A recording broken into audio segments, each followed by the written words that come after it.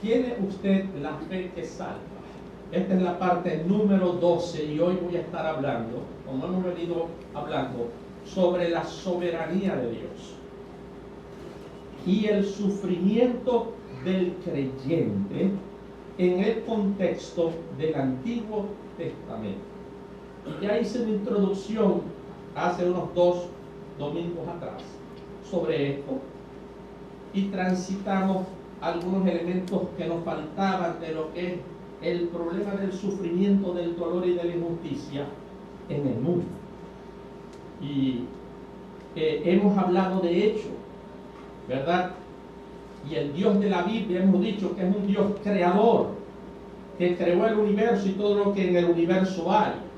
Pero también hemos dicho que Él es un Dios, por ser creador, es un Dios providente. ¿Qué quiere decir esto? Que es un Dios que provee todo lo necesario para que ese universo que Él creó se sustente y se sostenga. Él es el que sostiene la tierra donde está. Él es el que con la gravedad hace que el universo esté como el orden en que la tierra tenga la distancia precisa del sol y a la vez la luna la distancia precisa de la tierra para que aquí pueda haber vida. Y es el único planeta que la tiene. Los que están buscando bien otra planeta, que se busquen otra silla, porque ya deben tener rota y oxidada que tienen, que se busquen otra más dura, porque vida en el universo solo en la tierra. Amén.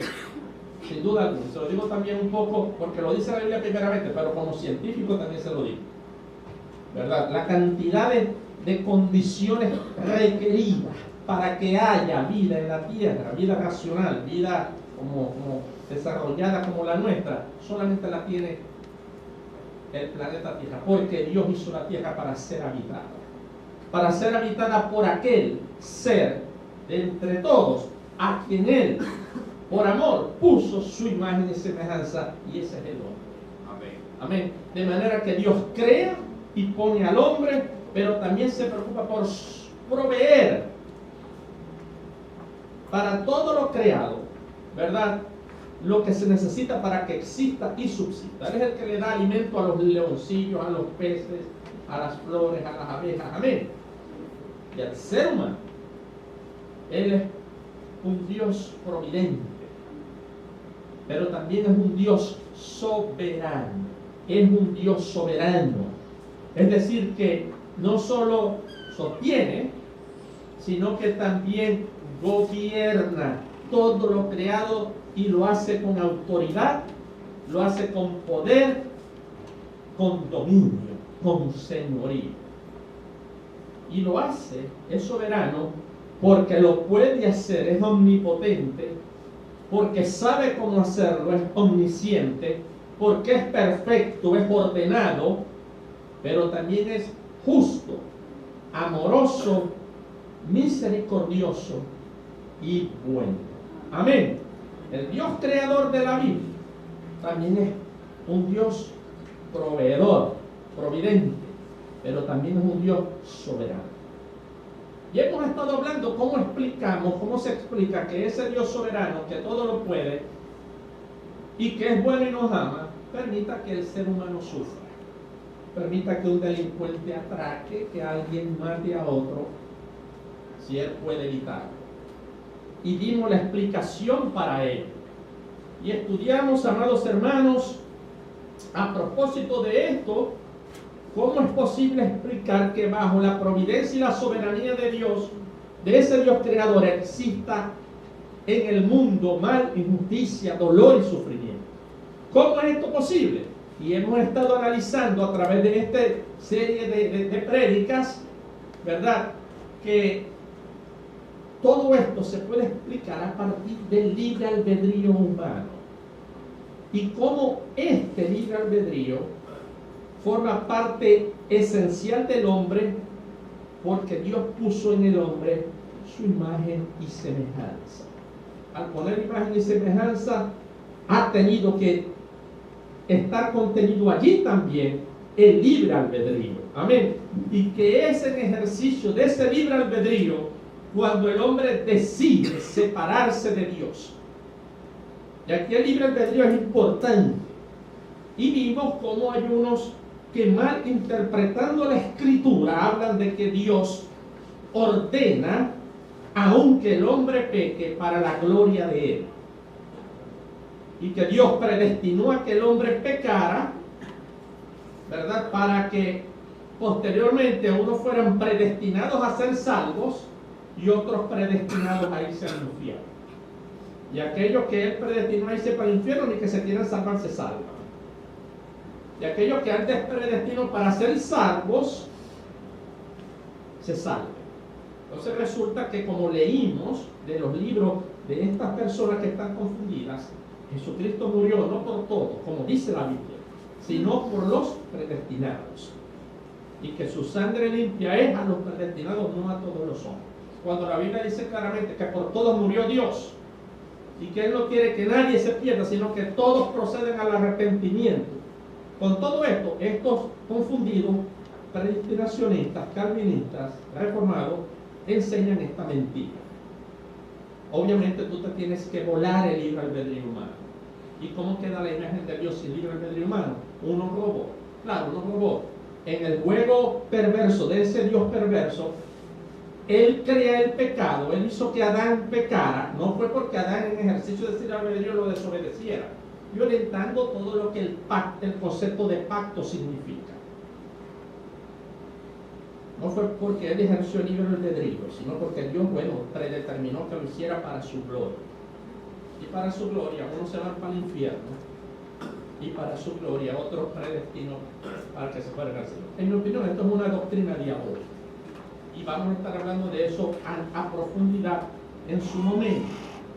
El mal en el universo se explica a partir del hecho de que Dios, por amor, puso en el hombre su imagen y semejanza, y ahí estaba contenido el riesgo de que el hombre, en ejercicio de la razón, de la moral y del libre albedrío, escogiera darle la espalda a Dios, como lo hizo. Y Dios, como es un Dios de orden y respetuoso, habiendo advertido eso previamente, dejó que el hombre entonces viviera conforme a su decisión, conforme a su propia prudencia, siendo guiado por sus propios criterios y por lo que la mente reprobada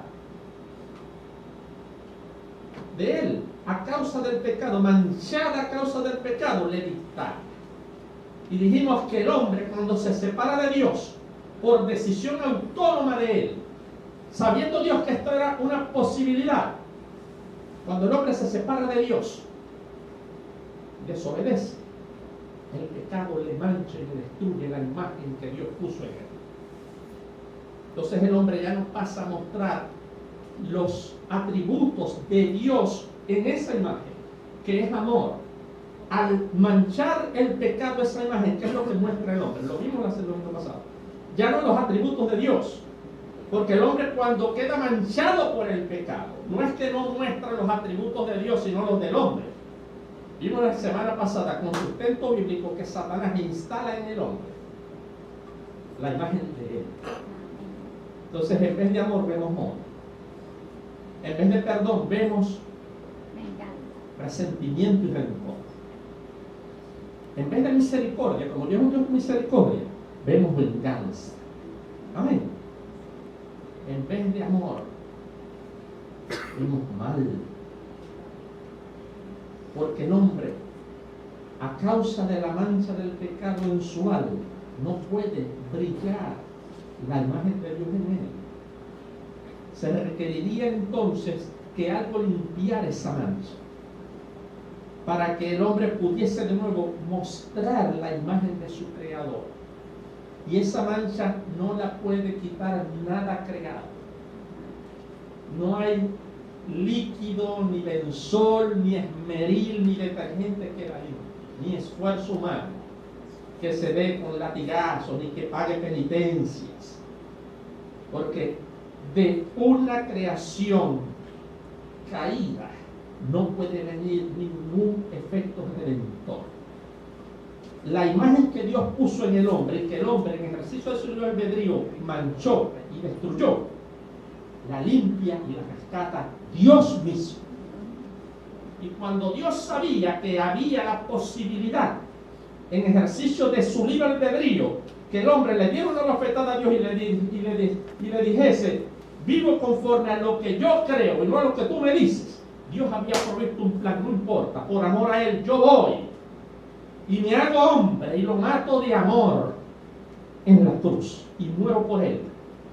Y le doy la alternativa para que en ejercicio de su libre albedrío reconozca que sin mí está perdido, que sin mí es esclavo del pecado, para que reconozca que sin mí no le puede decir no a las drogas, no le puede decir no al alcohol, a la borrachera, no le puede decir no a la pornografía, no puede decirle no a la mentira, a la deshonestidad,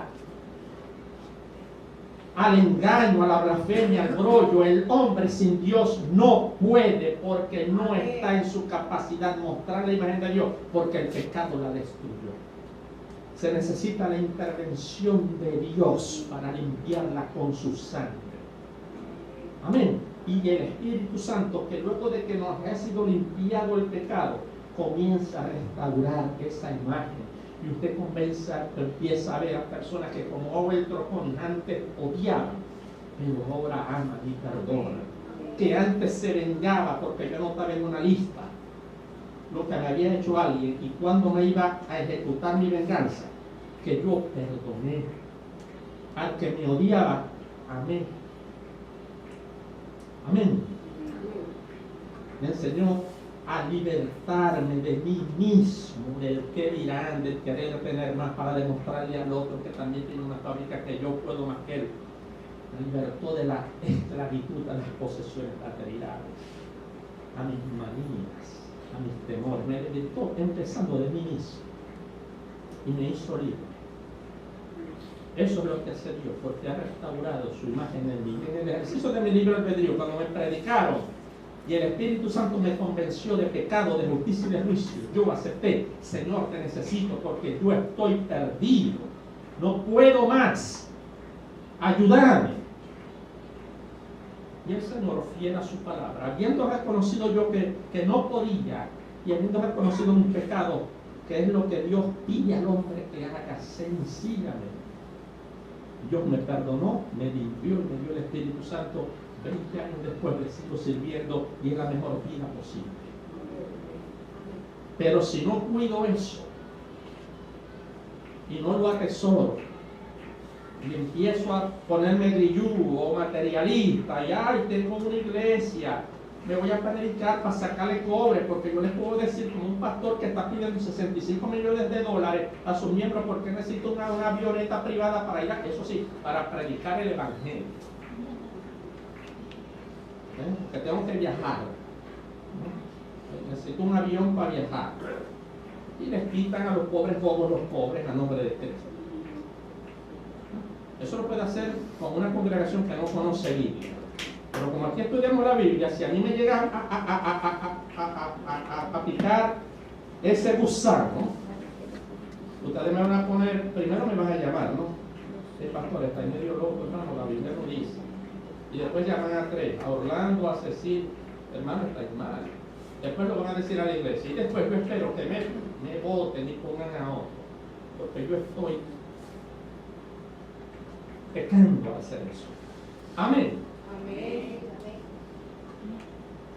Dios salva al hombre y le ha ofrecido estos medios salvíficos sin que el hombre haga nada más que simplemente decir: confieso que he pecado y me arrepiento, te pido que me perdones y que ahora tú seas el Señor y dueño de mi vida y que se haga tu voluntad y no la mía, porque así voy bien. Y los que hemos estado acá, que lo han hecho, saben que es la mejor vida posible. La salvación y la redención es de afuera, el hombre por sus medios no lo puede hacer nunca. Esa es la historia de la tragedia de las religiones. Amén. Eso y la actividad del enemigo de Dios en nosotros, tentándonos para que mintamos, para que engañemos, para que murmuremos, para que brollemos, para que robemos a los otros. Eso también me intentan hacerlo, de manera que es el hombre caído por su pecado. Y Satanás, que lo maneja como un títere, los que explican, y lo hemos visto, el mal y el sufrimiento en el mundo. Hemos visto cómo la mentira destruye hogares. ¿Y de quién es el padre de mentira? Satanás. ¿Cómo un esposo miente a su esposa para irse con otras mujeres? ¿Cuánto no he visto yo hogares destruidos por eso?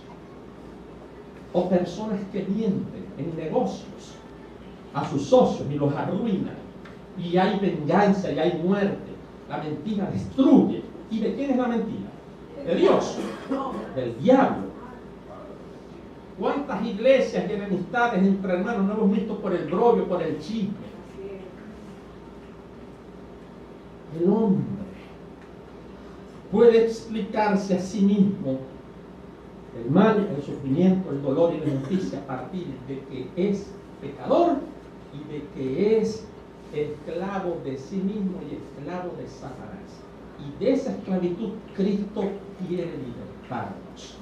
Y lo puede hacer como Él dice. Amén. Y en este contexto se entiende y está bien. Y con este contexto en mente vamos a pasar ahora a un nivel de mayor dificultad. Porque uno entiende el sufrimiento en un mundo que no conoce a Dios. Pero ¿cómo se explica que un cristiano devoto que ama a Dios les roben el carro? O que al hijo le dé un cáncer.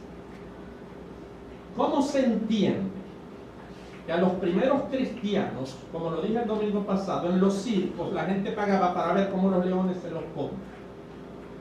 ¿Cómo se entiende que Nerón iluminaba su palacio empalando por el recto a los cristianos y luego les prendía fuego estando vivos para iluminar los palacios y así bajarse plata en el aceite? ¿Dónde estaba Dios cuando apedreaban a Esteban? ¿Qué se hizo Dios cuando se comían a estas personas en los circos romanos? Como dije esta mañana, cuando salían en bandada para divertirse y descuartizarlos con hachas y machetes, dejando sus cuerpos tirados en las calles. Que como lo dije esta mañana también, llegó un momento tan tremendo que tuvieron que prohibir hacer eso, no porque se habían convertido los emperadores, sino porque las moscas y los olores de los cuerpos en pedazos hacía irresistible vivir en esas ciudades. ¿Dónde estaba Dios ahí? Haciendo cola en un mercado. O estaba en Aruba de vacación. ¿Cómo se explica que bajo un Dios omnipotente, poderoso, bueno y que nos ama esto sucede? Eso vamos a estudiar. Comenzando primero en el caso de los creyentes en el Antiguo Testamento. Para que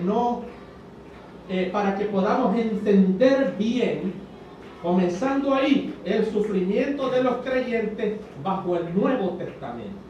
Amén. Porque si uno confunde lo que Dios maneja o permite con los creyentes del Antiguo Testamento, si no se entiende eso, no vamos a entender lo del Nuevo. Y vamos a confundir los dos y vamos a decir los disparates que hoy se dice. Porque hay cosas del Antiguo que no se aplican al Nuevo. Y eso lo vamos a ver ahora. Eso es importante saberlo para poder entender bien el problema de la teodicea, del mal del sufrimiento bajo la soberanía de un Dios que te ama y que puede evitar que sufras. Amén. Vamos a entender eso, amados hermanos. Una de las cosas en este sentido que nunca debemos olvidar es que el trato de Dios con los cristianos, es decir, con aquellos que son iglesia del Señor, aquellos que somos el cuerpo de Cristo, el trato de Dios con usted y conmigo, que somos cristianos, no es el mismo que el trato que Dios tuvo con los creyentes del Antiguo Testamento. No es igual. En el caso del creyente hebreo, el creyente del Antiguo Testamento, el Dios con ellos trataba de manera tal que el individuo no fuera el centro de ese trato. En el caso del creyente hebreo, pongamos atención, el trato de Dios no se centraba en el individuo, no se centraba en el creyente como persona individual, como una persona independiente a los demás.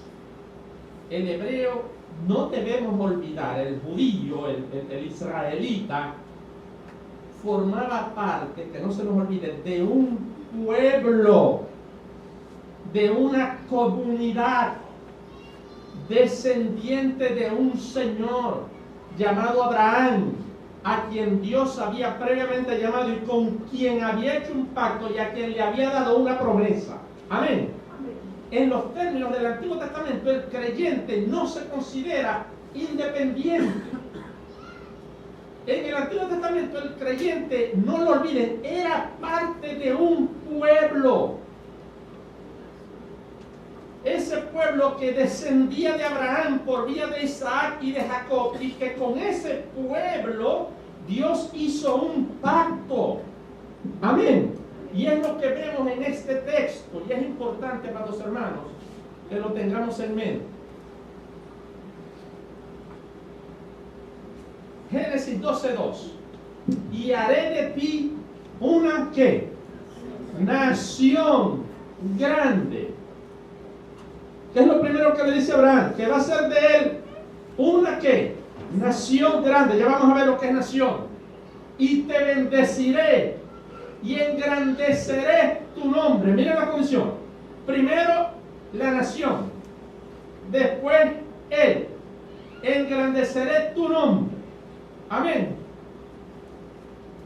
Génesis 17:7. Y estableceré mi pacto entre mí y ti, y entre tu descendencia después de ti, en sus generaciones, por pacto perpetuo. Amén. El pacto de Dios con Abraham era con los descendientes de Abraham. ¿Están leyendo lo que dice aquí este pasaje? Ya iba a aprender ya, a apagar. Este pasaje, hermano. Entre tú y yo, y tu descendencia después de ti, con ellos voy a hacer un pacto perpetuo, pero primero voy a hacer de ti una nación grande. Pero hermano, esa comunidad de personas con quienes Dios hizo pacto, no solo era pueblo de Dios, también era nación, amados hermanos. ¿Por qué? Era nación, no solo pueblo de personas. Porque Dios hoy tiene pueblo. Amén. Pueblo de Dios. Pero unos viven en Maracaibo, otros viven en Japón, otros en Rusia, otros en Estados Unidos, otros en Argentina. Y cada una es una nación diferente. ¿Está afectando la idea? El trato de Dios con el Antiguo Testamento a nivel de comunidad, pueblo de Dios, pero también era una nación. ¿Por qué eran una nación? Porque Dios les iba a dar un territorio donde ese pueblo iba a habitar. ¿Y ese territorio qué era? La tierra de Canaán, la cual eventualmente vendría a ser conocida como la tierra de Israel. Y no solo Dios escogió al pueblo y les dio un territorio, luego vino y les dio la constitución de la República de Israel, se la dio Dios también. Y esa constitución, ¿qué era? Era el conjunto de leyes religiosas, culturales, civiles, por la que ese pueblo debía regirse para vivir en esa tierra que Dios le dio. Amén. De manera que en el caso de los hebreos, del creyente del Antiguo Testamento, atención, Dios escogió el pueblo, Dios le dio la nación y Dios le dio la constitución. Todo era de Dios, era una teocracia. En Israel no era una democracia, era Dios reinando, gobernando y haciéndose lo que Dios decía en la ley. Amén. ¿Me estoy dando a entender? Esto es importante, amados hermanos. Miren lo que dice además la promesa. Génesis 17:8. Y a ti, Abraham, te daré una descendencia después de ti, la tierra en que mora, la tierra de Canaán. Y esa tierra te la voy a dar, ¿qué? En heredad perpetua. Entonces, pueblo, nación, les dio la tierra. Amén. Esto es importante, amados hermanos, no se nos olvide esto. Cada hebreo, cada israelita no era un ser independiente. Él o ella formaba parte de una comunidad, de un pueblo, del pueblo de Dios. Y dicho pueblo, amado hermano, esto es importante entenderlo, estaba intrínsecamente ligado a esa tierra que era una tierra prometida. Y estos tres elementos, el individuo, la comunidad y la tierra, estaban unidos a Dios por medio de un pacto, el pacto de la ley. Y es de esta manera, en función de esto, que vamos a entender las bendiciones de Dios y los castigos de Dios, que en la Biblia se llaman las maldiciones de Dios sobre aquellos que eran su pueblo viviendo en la nación de la cual Dios le dio las leyes, el pacto. Es dentro de este marco sistémico, dentro de este sistema, donde se desenvuelve cualquier teodicea del pueblo de Dios en el Antiguo Testamento. Vuelvo a repetir, ¿qué es teodicea? El problema del sufrimiento, de la injusticia y del dolor, bajo la soberanía de un Dios que lo puede evitar y que nos ama. El problema del sufrimiento en Israel se tiene que entender a partir de que el individuo no es aislado. En el caso de nosotros, ¿con quién trata Dios?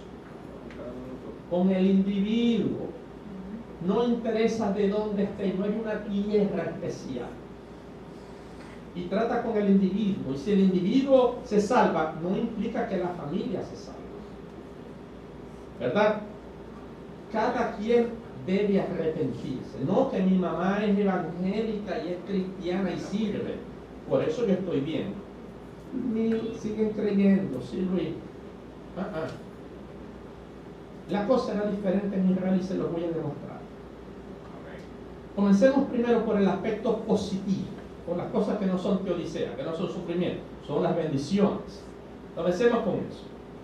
Es curioso notar algo importante, hermanos.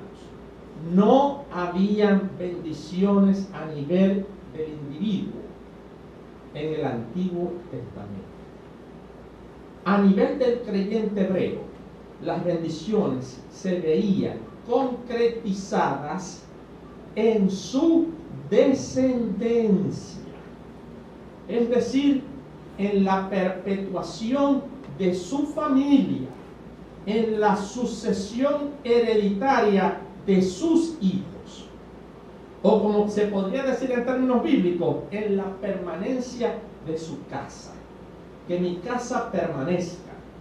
Ahora, aquí casa no significa la estructura física de bloques y techo, aquí casa es el nombre familiar, la familia. Esta era la bendición. Veamos lo que dice la Biblia para que lo entendamos mejor. Amados hermanos, la bendición del hebreo no es a nivel particular.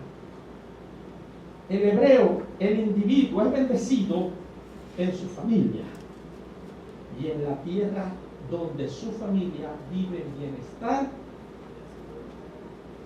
y en bendición material. No lo digo yo, lo dice la Escritura. Deuteronomio 4, 39, 40. Si no se entiende esto, hermano, nos enredamos. Por eso es que hay los materialistas, de ese canal materialista, Saca Plata, llamado Enlace, que de todo lo que predican para robar a la gente es del Antiguo Testamento. Claro. ¿Por qué no predican del Nuevo? Porque no les conviene. Deuteronomio 4, 39, 40 dice así: aprende pues hoy y reflexiona en tu corazón que Jehová es Dios, arriba en el cielo y abajo en la tierra, y no hay otro. Empezamos, Jehová es Dios.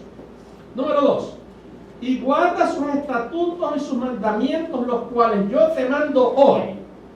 ¿Para qué? ¿Para qué?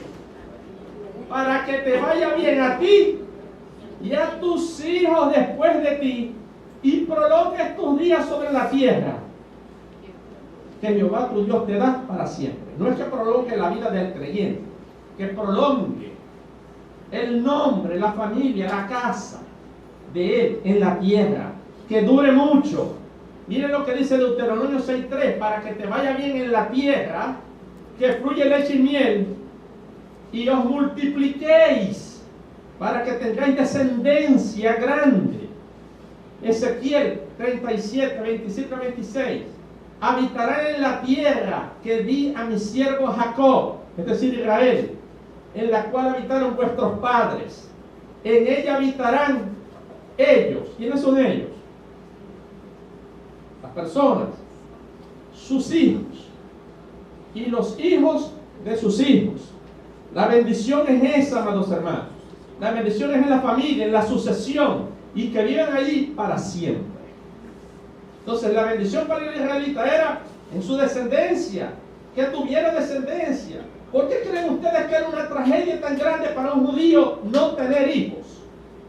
¿Cuál es la mayor maldición y sufrimiento en una familia hebrea? La esterilidad. ¿Por qué? Porque Dios no lo había bendecido dándole hijos.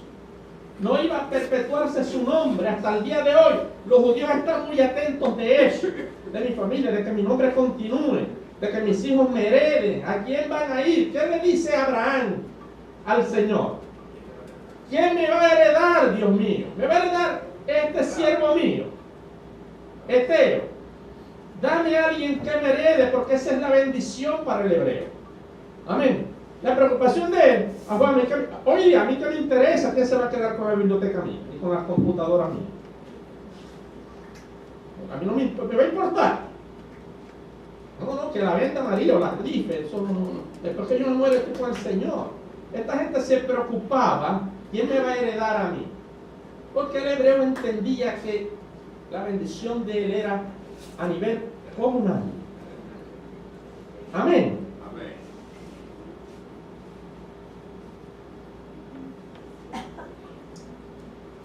Pero no solo era él y la familia.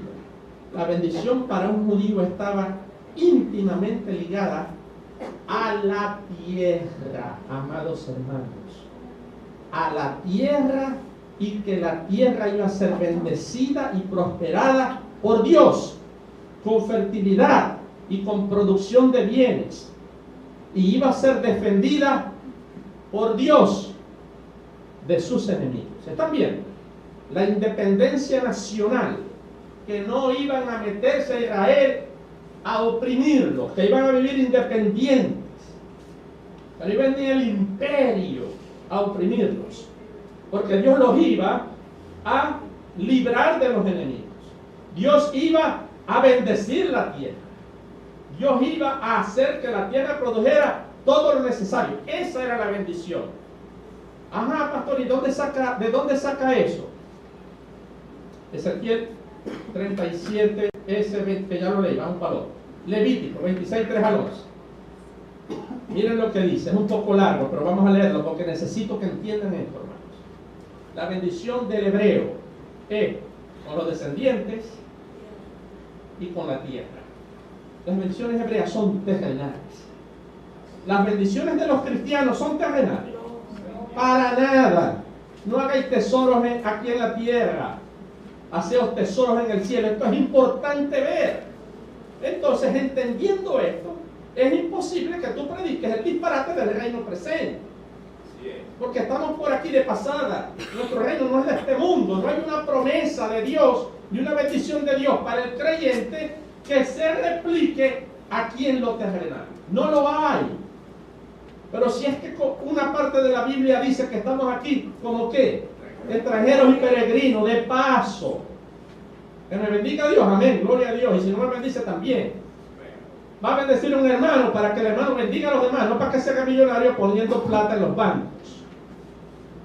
Pero no es que está mal, pero debe ser como hermanos y hermanas que conozco, que están pendientes de bendecir a otros. Por eso que Dios los prospera. Pero a otros los prospera al doble. Para Dios sacarle después, cuando estén delante del juicio del trono blanco.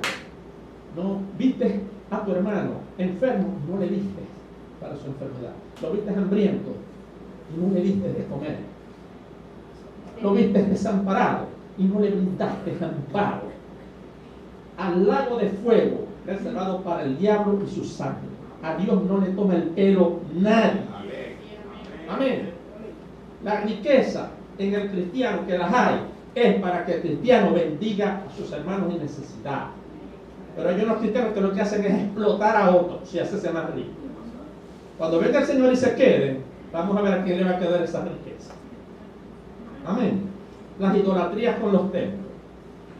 Si el Señor lo permite, vamos a un templo cómodo y bonito, pero yo no voy a estar poniendo cosas de lujo ni mármol. ¿Para qué? Para que se quede Satanás con eso y el anticristo.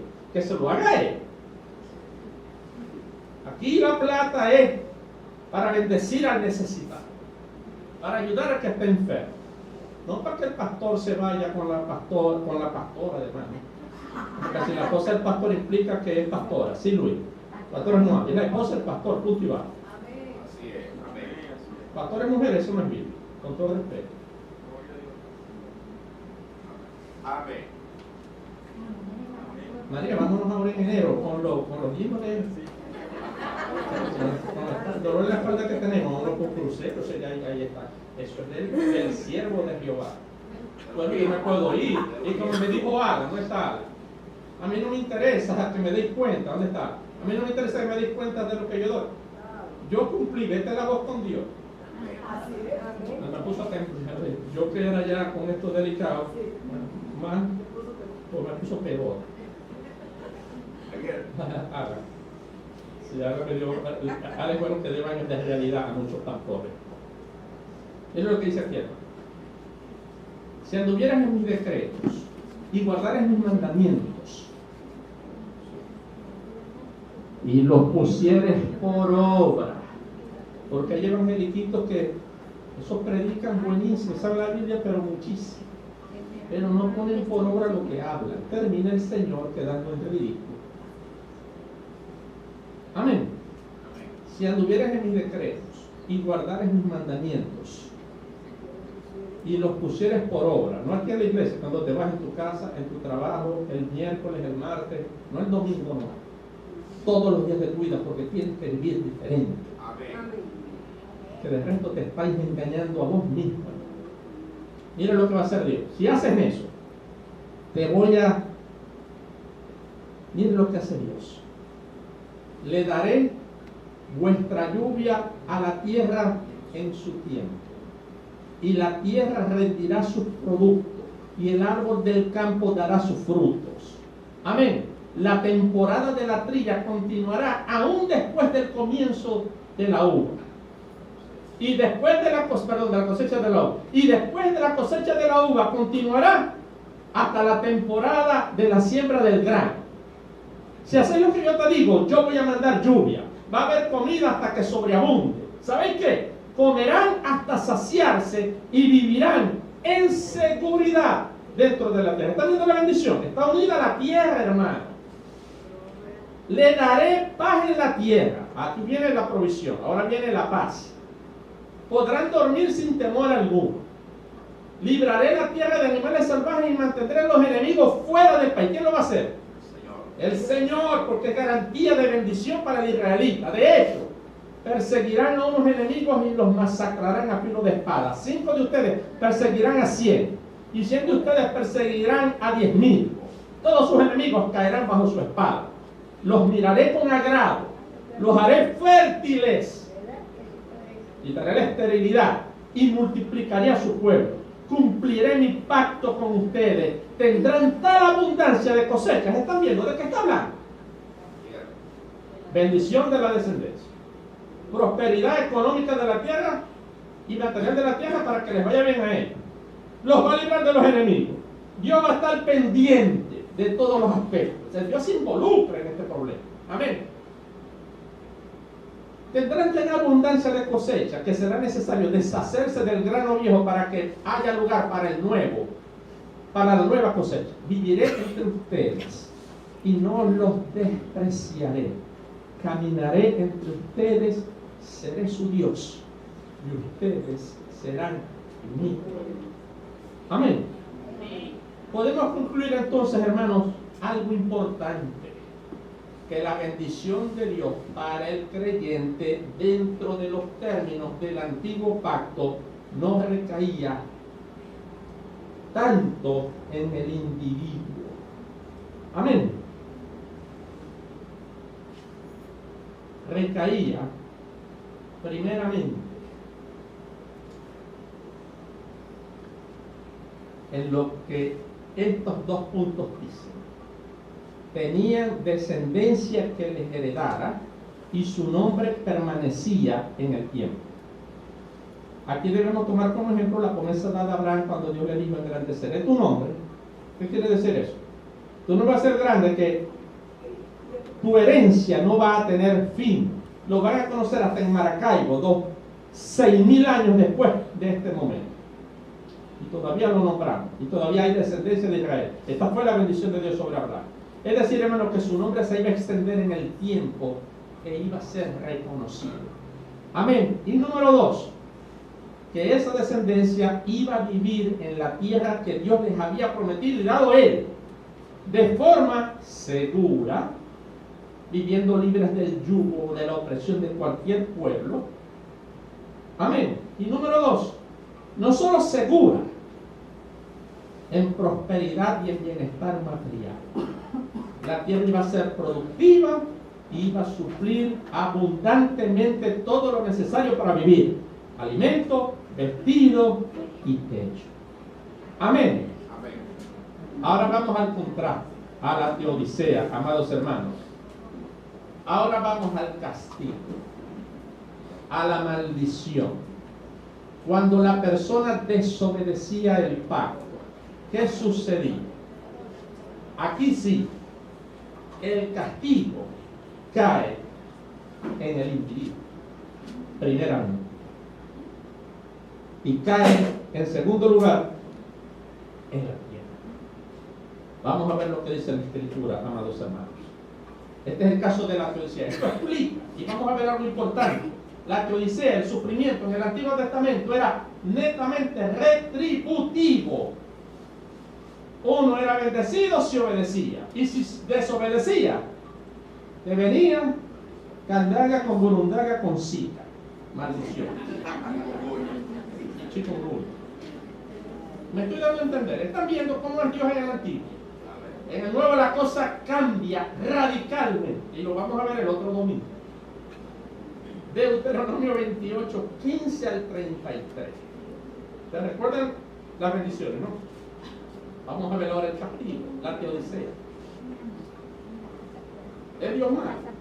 En el caso de los hebreos, hay un pacto, pero el pacto está en estos términos. Acontecerá que si no oyeres la voz de Jehová tu Dios, para procurar cumplir todos sus mandamientos, sus estatutos, y sus estatutos que yo te intimo hoy, que yo te mando hoy, vendrán sobre ti todas estas maldiciones, todos estos castigos, y te alcanzarán. Miren, aquí se incluye al individuo. Al individuo, a la descendencia de la tierra, a los perros del individuo, a los gatos del individuo, hasta las ratas en la casa del individuo, les iba mal. No las bendiciones. ¿Qué les parece? Tremendo, ¿no? Tremendo. Todo esto te va a venir encima. Maldito serás tú en la ciudad y maldito en el campo. Maldito tu canasta y tu panera. Maldito será el fruto de tu vientre, el fruto de tu tierra, las crías de tus vacas y los rebaños de tus ovejas. Maldito serás al entrar y maldito serás al salir. Y los cielos, mira cómo es, sobre tu cabeza. Tú, el individuo, gracias. Chikungunya con zika. Ahora, segundo, los cielos que están sobre tu cabeza van a ser duros como el bronce. Antes los iba a abrir, abriré y daré lluvia. Ahora lo voy a cerrar. La tierra que está debajo de ti va a ser de hierro. Muchacho, no se puede sembrar ni nada va a salir, ni monte. Dará Jehová por lluvia a tu tierra polvo y cenizas. de los cielos descenderá sobre ti hasta que perezca. Jehová, entonces también no el individuo, la tierra. Ahora, Jehová te entregará derrotado delante de tus enemigos. Van a poder vivir en paz. Por un camino saldrás contra ellos y por 7 caminos huirás delante de ellos. Y serás vejado por todos los reinos de la tierra. Jehová tu Dios aquí viene más, te herirá con úlcera de Egipto, con tumores, con sarna, con comezón. Es que no puede ser curado. Hermano, esto es para los del antiguo. Jehová te herirá. ¿Por qué Dios permite la cita y el chikungunya a los creyentes? Ya lo vamos a ver. Eso no es porque Dios no te ama. Eso no es porque no habéis atado al espíritu de chikungunya, ni porque habéis reprendido a la cita. Eso no es por eso, ni porque se te olvidó cancelar una maldición generacional, ni porque confesáis y decretáis. No es por eso.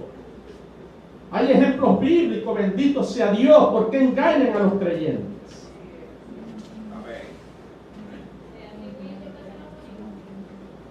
Amén. Jehová te herirá con locura, ceguera, turbación de espíritu. Palparás al mediodía, como palpa el cielo en la oscuridad. O sea, no vas a dar pie con bola, ¿no? Lo que hagáis vas a fracasar. Y no serás prosperado en tus caminos, y no serás sino oprimido y robado todos los días, y no habrá quien te salve. Ahora vienen los hijos. Tus hijos serán entregados a otro pueblo, y tus ojos lo verán, y desfallecerán por ellos todo el día, y no habrá fuerza en tu mano. El fruto de tu tierra y todo tu trabajo va a ser para alimentar a gente que no conociste. Yo a veces veo cristianos, me parece que estuvieran bajo el antiguo pacto, pero es porque Dios sigue dando retribución también. Por amor al dinero, Dios les mandará. Entonces, lo que no dan en diezmo, lo aprovecha gente que ni siquiera conoce. Y no será sino oprimido y quebrantado todos los días.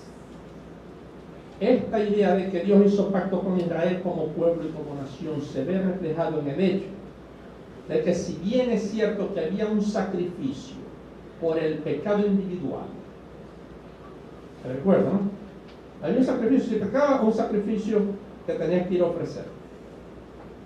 Había otro, mucho más importante, que era el sacrificio por el pueblo, por la nación de Israel. Y este era tan importante que constituyó uno de las 5 fiestas sagradas de los judíos. Y hablo del día del perdón, el Yom Kippur. Ese era un ritual para sacrificio, no por el individuo, por toda la nación, amados hermanos. Veamos lo que dice Levítico 16. Está en todo Levítico 16, si lo quiere explicar. Por cuestiones de tiempo vamos a leer solamente esos 3 últimos versículos. Levítico 16, 32 al 34 dice: hará la expiación. La expiación es el sacrificio no limpia, porque estos sacrificios, como son animales, no limpian los pecados.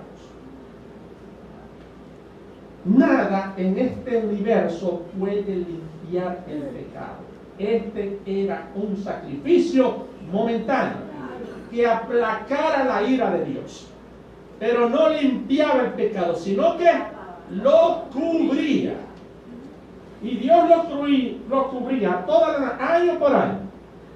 Iba escribiendo un cheque postdatado, y esos cheques los cobró en la cruz del Calvario sobre Jesús, y Él pagó, cubrió y satisfizo a Dios plenamente en la cruz del Calvario. Amén. Los pasados y los nuestros ahora. Amén. Si confesamos nuestros pecados y nos apartamos, amén, alcanzaremos misericordia. Pero mira lo importante que es la nación. Cuando había un sacrificio para la nación, hará expiación el sumo sacerdote que fuera ungido y consagrado para ser sumo sacerdote, y hará la expiación por el santuario santo, por el tabernáculo de reunión, también por el altar y por los otros sacerdotes. ¿Y por qué? Además, por todo el pueblo de la congregación. Y esto tendréis como estatuto perfecto para hacer expiación una vez al año por el pecado de Israel, de María, de José, de Orlando, de Or, por eso. Por todos los pecados de la nación de Israel. Miren lo importante que es el concepto de trato de Dios con el hebreo a nivel de nación. Amén. Que no se nos olvide esto. Amén. Por toda la nación. Como podemos ver, y voy ya concluyendo, y cuando yo digo voy concluyendo, eso significa en 5 minutos. Pero voy a cumplir. Como podemos ver, amado hermano, porque voy a introducir una ideita importante. Atención con esto. ¿Han entendido esto, hermano? Me he explicado bien, me he hecho claro. Ustedes saben que esto no lo entiende muchos cristianos, no se lo explica. No lo hemos entendido. El trato de Dios con Israel era en unos términos muy particulares. Amén. Las bendiciones y las maldiciones eran muy de ellos en ese sentido.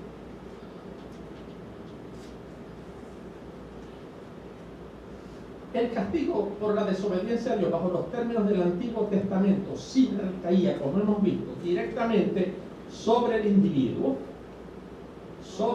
era extensivo a su familia y también a la tierra de Israel, siendo el último castigo, cuando ya Dios estaba hasta aquí, de las veces que esta gente no enderezaba. ¿Cuál era el último castigo supremo para el individuo creyente? El exilio de la tierra de Israel. El cautiverio, el supremo castigo, la suprema teodicea, el supremo sufrimiento, dolor, para un judío era el exilio, la cautividad de la tierra. ¿Qué es lo que canta Daniel y qué cantan algunos salmos? El anhelo, ¿verdad?, de volver a Sion. ¿Cómo es que dice el himno bonito? Si quieres volver la cautividad de Sion, nuestra boca se llena. Porque ellos, ¿qué es lo que anhelaban?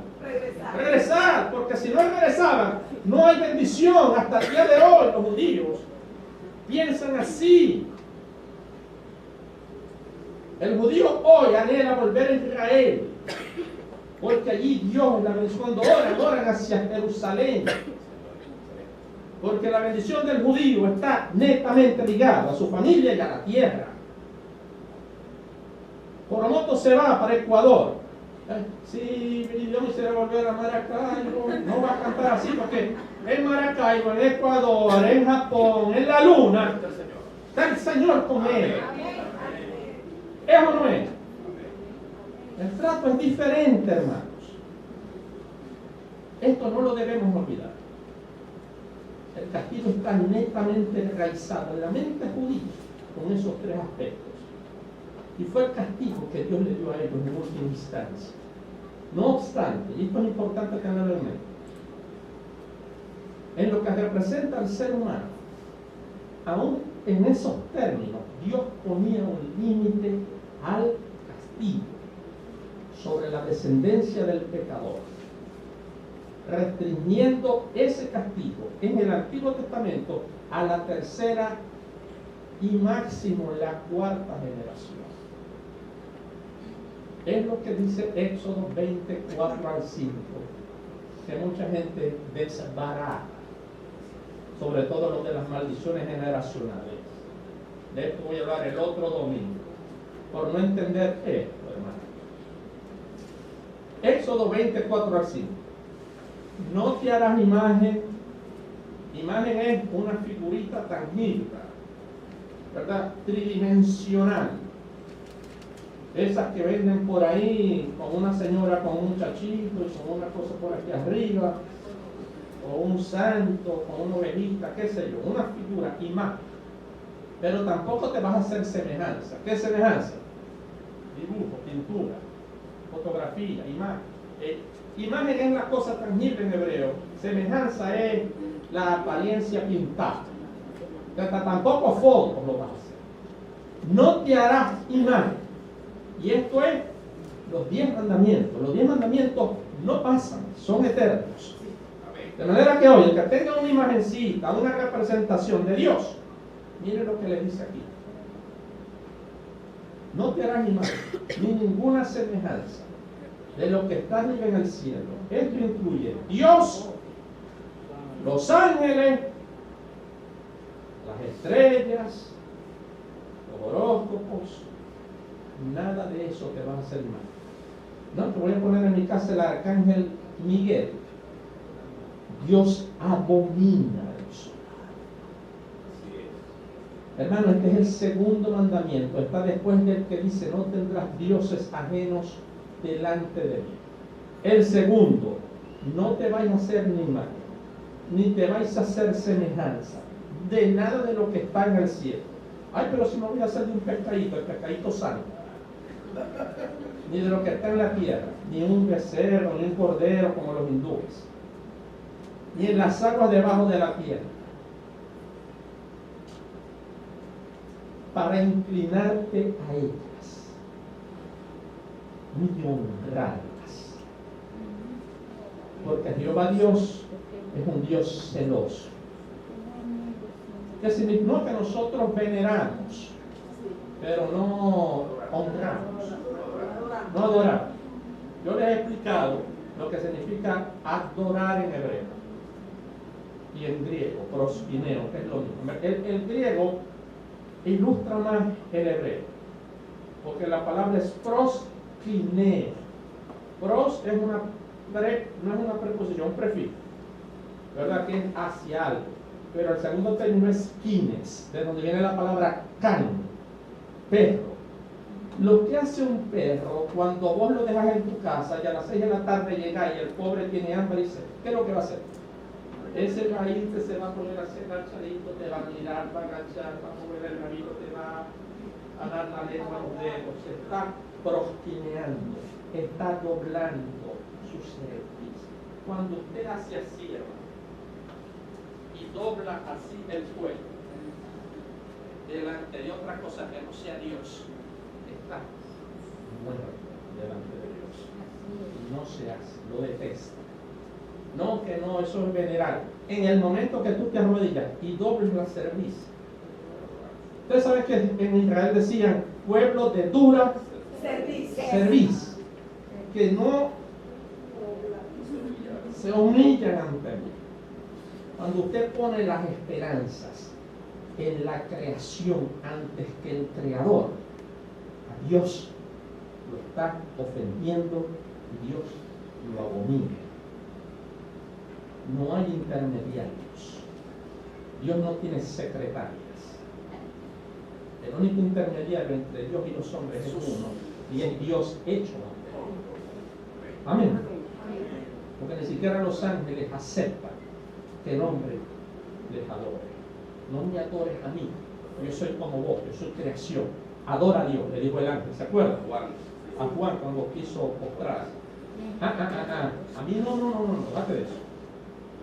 Yo soy como vos, creación como vos, por el creador de todas las cosas, el único que debe ser adorado, honrado y todo lo demás. Amén.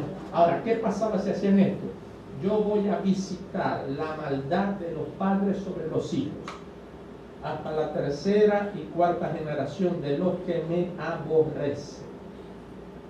Amén.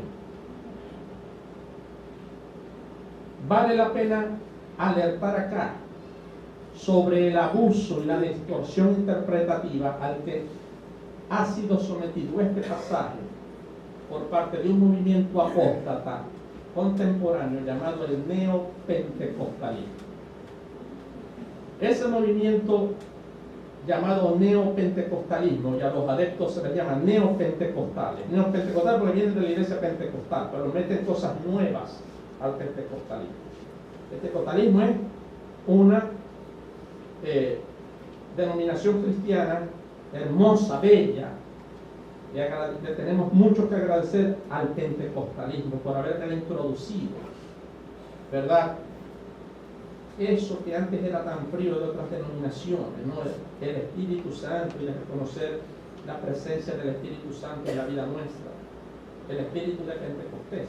Amén. Lo que pasa es que, como todas las cosas, si el hombre comienza a adorar lo que siente y el calorcito que me sube y me baja, palí. Porque engañoso es el corazón más que todas las cosas y perverso. El cristiano se debe mover por fe, no por el calor, sino que el Espíritu Santo. El Espíritu Santo me dice que te diga esto. Yo respondo, yo solamente conozco cuando un esposo y una esposa o dos amigos se enemistan y mandan a un tercero para que les diga a otro. Yo he visto esposos y esposas que se pelean, ¿no? Entonces le dicen al hijo, mira, si la madre que me dé café. La madre dice, bueno, decirle al que ve y se levante, usa un intermediario. Yo no me he peleado con Dios. Hasta esta mañana nos hablamos y estábamos perfectos. Yo dudo que Dios use hoy en día un intermediario para decirme a mí de parte de otro algo que me lo puede decir a mí. Yo oro todos los días igual. Amén. Aquí no hay intermediarios. Ahora si yo me aparto y me enemigo, ahí sí hay una profecía. Hay mucho que agradecer al pentecostal, pero están los que se han ido al extremo. Como dice la Escritura, un poco de error, un poco de levadura leuda toda la masa. Estos son los que han enseñado un poco de doctrinas falsas. Y esto se conoce como neopentecostalismo y está en la literatura, estudiado así. Y es un fenómeno que se está estudiando en historia de las religiones. El problema con el neopentecostalismo es de donde viene la apostasía de los últimos tiempos. Amén. Es lo que estamos viendo, el vino nuevo, el manto apostólico, la cobertura. Esto es del diablo. Y que tenéis que cancelar maldiciones generacionales por esto. Es decir, en vano murió Cristo. Eso es el papel del bobo. Le faltó algo en la cruz, tengo que completarlo yo con mis ministerios de liberación, porque Dios quedó fallo, no necesita la ayuda mía. Yo te enseño una técnica de liberación para que quedes libre. El espíritu de borrachera, seguir creyendo. El espíritu de pornografía, sí, Luis. El síndrome del Edén, echarle la culpa a un espíritu de un problema que es bíblicamente la carne. Si mentís, no es un espíritu de mentira, soy vos que no queréis hacer morir lo terrenal en vos. Eso es lo que dice la Biblia. Manifiestas son las obras de la carne, que son 2 puntos, y ahí te va, pues. Y ahora eso es espíritu. Es síndrome del Edén, echarle la culpa al otro, ¿no? Como a Eva, ¿por qué hiciste eso? La culebra. Adán, ¿por qué hiciste eso? La mujer me dijo que lo hiciera. Y la mujer, ¿por qué hiciste eso? La culebra me dijo que lo hiciera. Echarle la culpa al otro. El síndrome del Edén. Nada que ver. Vamos a ver el próximo domingo la distorsión que ha hecho el pentecostalismo de esto, porque esta es la base de la nociva, antibíblica y diabólica doctrina que echa por el piso la cruz de Cristo, denominada maldiciones generacionales. Esto es del diablo. En la cruz, cuando Jesús dijo consumado es que en esa obra la maldición aún de él sobre el hombre, estas que acabamos de leer, fueron canceladas en la cruz. Entonces canceló la que él puso. No va a cancelar la de la bruja, la de la abuelita mía que me maldijo cuando mamá estaba en estado, o la de mi mamá, si me llama maldito, me maldijo, Dios, Cristo no me va a liberar de eso. ¿Cómo es eso de que maldiciones? La abuela mía que era una borracha, por eso es que soy borracha. Sí, Luis. El síndrome del Edén. Asume la responsabilidad. Arrepiéntete pues de tus pecados y apártate de ellos.